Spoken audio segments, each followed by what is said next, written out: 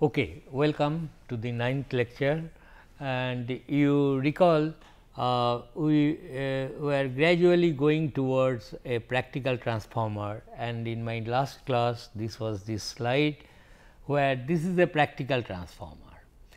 Here there is no XM connected, you must understand that it is a practical transformer in the laboratory, okay, 2 secondary, 2 primary, there was nothing like XM connected there.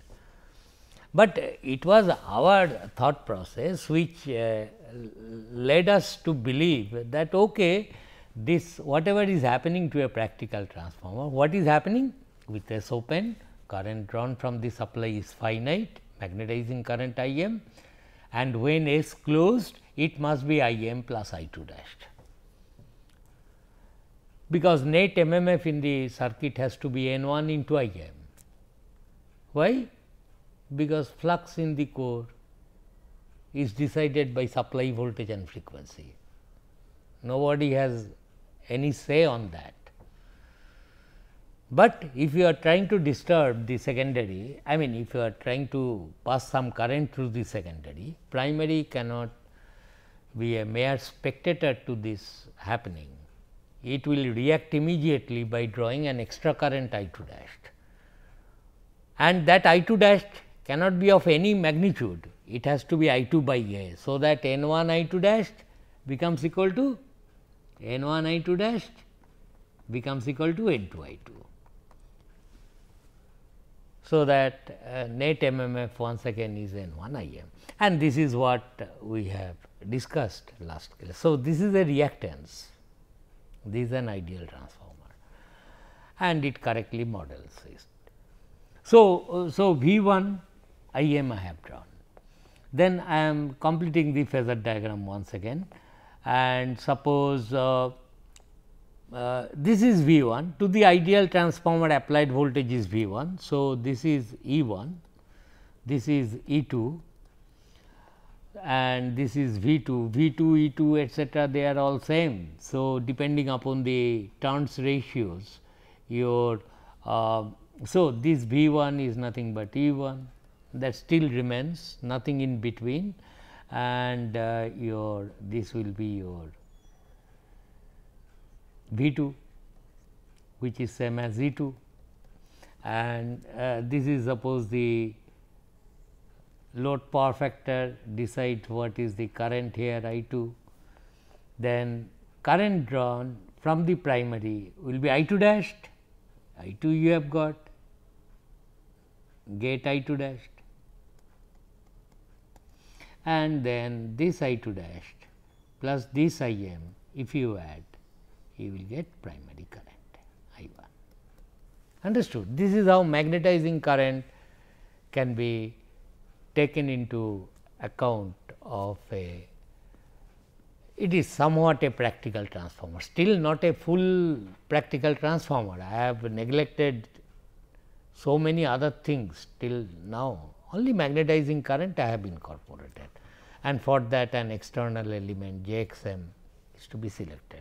If you like, you put JXM 1 side 1, okay, because we have seen parameter value changes from side this side to that side and so on.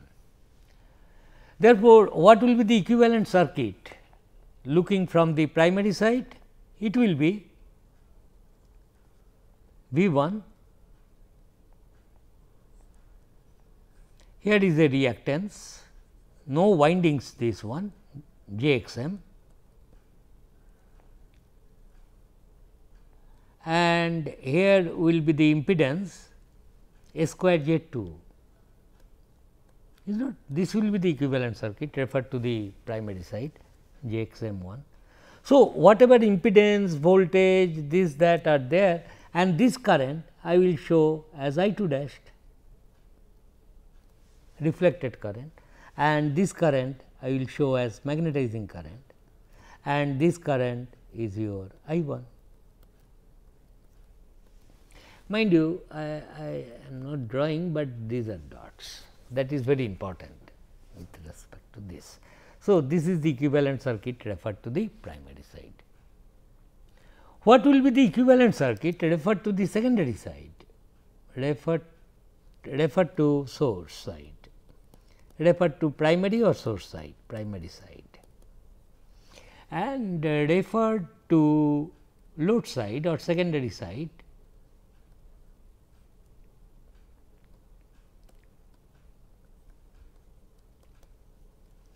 It will be secondary voltage remains secondary voltage. This will be Z2, secondary things I should not disturb, they are already there Z2. This voltage is V2, this current is I2, I will show it. And this fellow, the transfer of impedance from this to that side will be x m 1 dashed. What is x m 1 dashed? It will be x m 1 by a square. And what is this V 2? V 1 by A. So, this is the equivalent circuit referred to the secondary side. So, you solve this, this you write I m dashed, who bothers, reflected current, and then you will, what current you will get? I will get I 1 dashed. So, you either solve this circuit, get everything, because if this is somewhat practical transformer, solve this circuit, get I 2 dash and then predict what will be I 2. So, people always prefer to work on a equivalent circuit instead of drawing some coupled coils, then individually calculate it. We can do that, but this is a better way of doing things. Okay. After I have done this, our next reality which is present in a practical transformer is let us assume, I will assume winding resistance. Till now I have neglected winding resistances.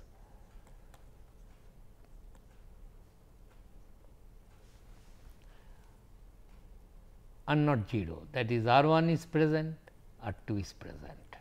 That is the, what is R 1? This winding, one side, side 1 resistance, and this winding has also got R 2, because resistance is after all rho L by A. So, there is some resistivity of this conducting material, some cross sectional area, so many turns are there, so many lengths. Of course, the resistance will be pretty small, it is made of very good material, for example, copper, but nonetheless there will be some finite resistances of primary side and secondary side. And it looks like this resistance which is of course distributed can be considered to be lumped, and I can show it like this. Similarly, for this coil, this resistance I will consider it to be lumped and represent it like this. This is how I can represent. Okay. Now, the question is how this R 1 R 2 should be shown in this transformer. In this transformer, there was finite magnetizing current, no resistance, no leakage flux, fine, and this is I m, magnetizing current taken care of by an X m. So, now once again I will add some parameters to this circuit, that is R 1 R 2 in appropriate place, that is very important, so that effect of R 1 and R 2 will be addressed by this model. Question is, where should I put R 1? Should I put it here? Should I put it there? Where? That is an interesting question. The this portion is ideal, mind you. Therefore, if there is winding resistance, what it is going to do? There will be, whenever this coil will carry current, your practical transformer, there will be a voltage drop here in the resistance. Applied voltage minus this drop is going to create flux. Not this full voltage is going to produce your magnetizing current, because a portion of the voltage will be dropped in R 1. Got the point? Therefore, in this circuit, I will spoil this circuit, do not mind. What I will do now, okay, if I add something here, our previous thing will also get disturbed. So, what I am telling is this, what I will do now, listen carefully. Here I will draw the ideal transformer.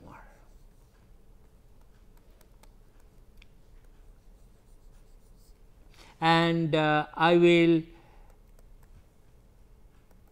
put a dotted box around it in order to indicate that, and then these are the terminals of the ideal transformer.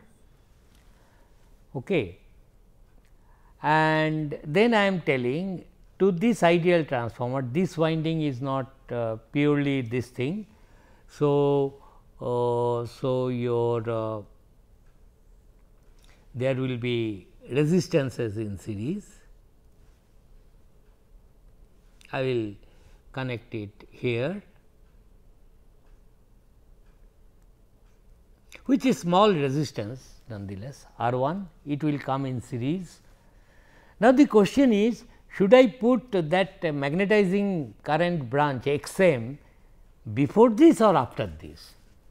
I must put it after this.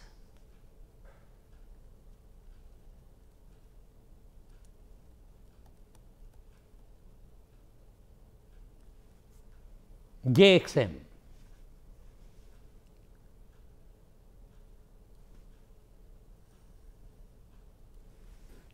Similarly, here of course, there is no magnetizing branch, R 2 simply comes here.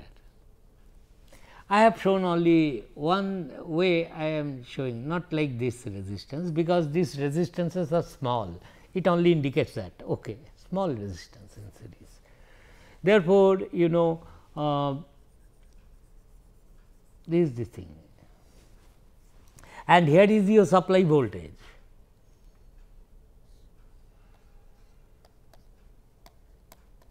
Frequency f.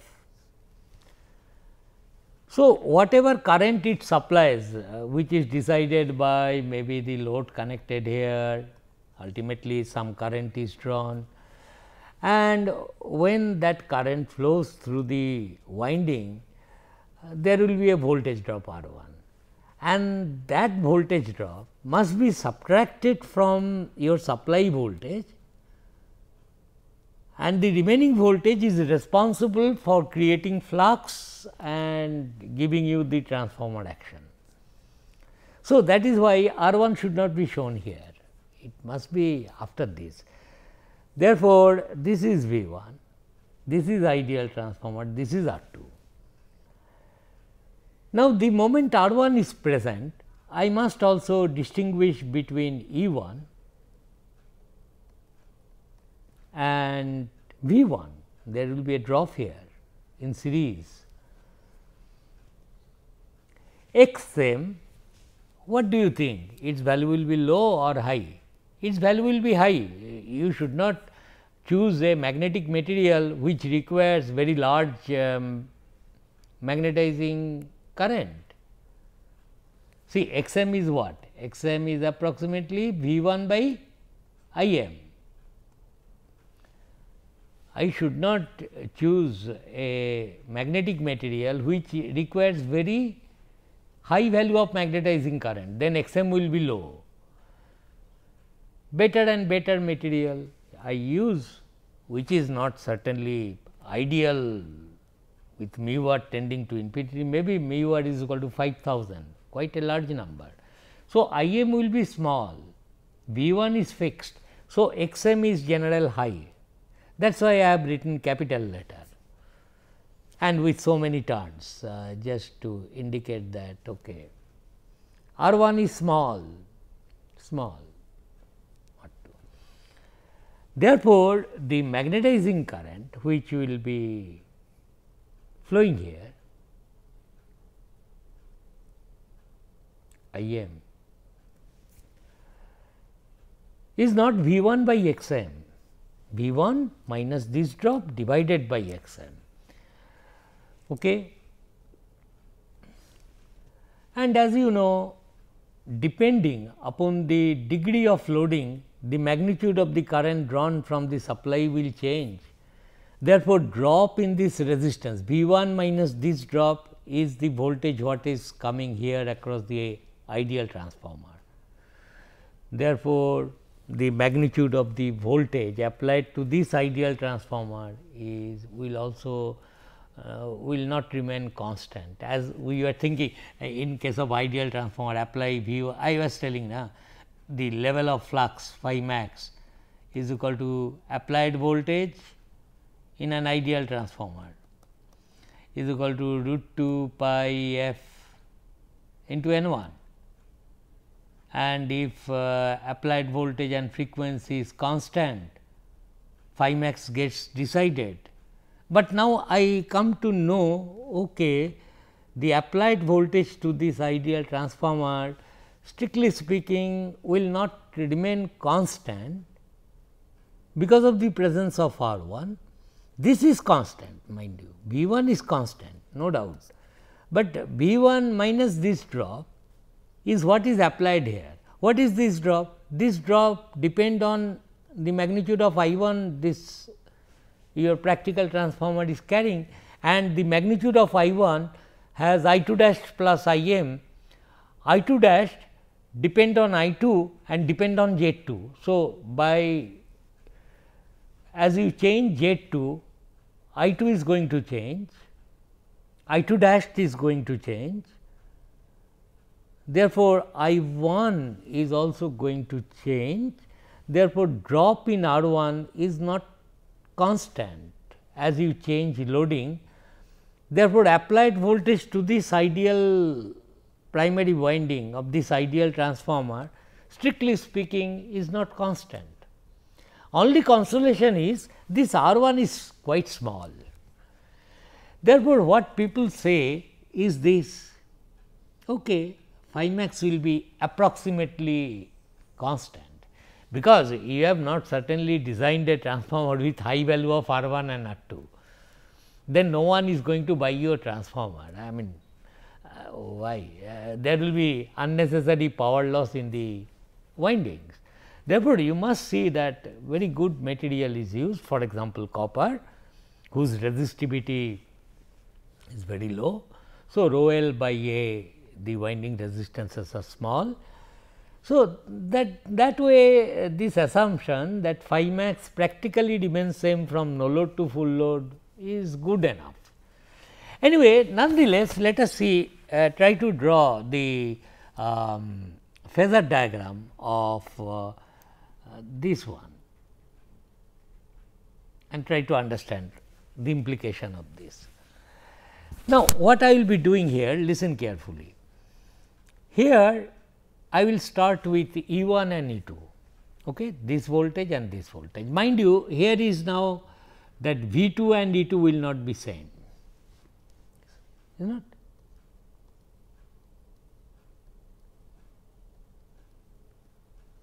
Similarly, V 1 and E 1 will not be same, because in between these two sources some I 1 R 1 drop here, some I 2 R 2 drop here will come, they cannot be same. But nonetheless, we can do these things. Suppose how to start the phasor diagram drawing, I will do it like this. Suppose I draw it will be slightly clumsy, but let it be, but follow my argument. Okay, you draw V 2 first, whatever it will be. I draw V 2 arbitrarily vertically. If I know V 2, then I can fix up where the I 2 will be, is not? Because load power factor angle is known. Suppose power factor angle of the load is theta 2, V 2 I 2 I have drawn with S closed. Then I will say, look here, your E 2 is equal to V 2 plus I 2 R 2. Follow the logic. The diagrams may be a bit clumsy, but this is what is going to happen. Suppose V 2 is known, V 2 I 2 you draw.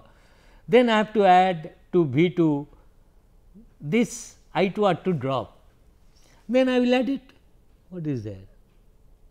And I 2 R 2 drop will be very small, because R 2 is small, I 2 R 2. Follow the logic, that is all. If you do that, then what I am telling, you will get your E 2, the induced voltage in this ideal transformer, which I will draw by a red line here. This will be your E 1, E 2, sorry. It is an ideal transformer, this is E 2, then you can confidently draw your E 1. If number of turns of this side is higher, then length of E 1 will be higher than E 2. E 1 is drawn. So, this will be your E 1, and if this is E 1, this is E 2, your magnetizing current will be perpendicular to E 1 90° lagging. Here is your finite magnetizing current I m, is not? I have got E 1. So, E 1 by j x m I m I get. So, this is the magnetizing current, and it is an ideal transformer with S opened. I 2 was 0, this current was 0, with S closed, I 2 dash will appear here, nowhere else. It is an ideal transformer, this portion. So, I 2 is known, and I 2 dashed will be in same phase with that. So, I will get I 2 dashed. Whether its length will be higher than I 2 or not, that depends upon the ratios. Okay. So, this will be your it will be less. So, what I will do is I will make this as I 2.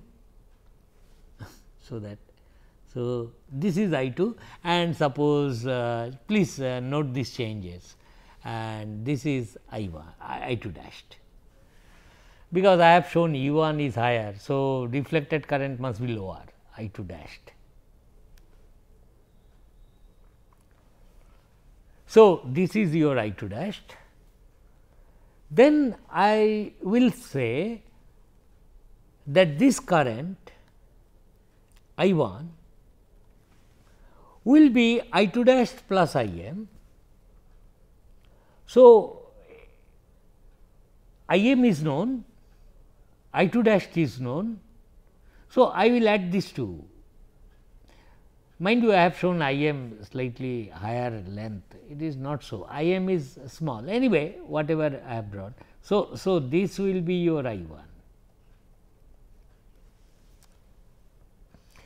and if this is I 1, then I will say your V 1 must be equal to E 1 plus I 1 R 1. So, E 1 is known, to this add I 1 R 1 parallel to this, and from this to this, then wherever you will end up, that will be your V 1. I think you have got the idea. See, life will not be so much complicated as we proceed, but what I am telling, this is exactly what, how to draw phasor diagram. Start with, I could start with V 1, but it is better you, because the primary current drawn decided by load, it is much more easier. So, I will quickly go through these steps so that you can understand. Suppose switch is closed. Okay. I will clean this and once again redraw. So, I will just I will, but the idea is very important, you must keep this in mind. Okay. So, I am redrawing once again very quickly. What I am telling, okay, you have closed this switch, this circuit is operating, choose V 2, you start with V 2, okay. Voltage applied across the load,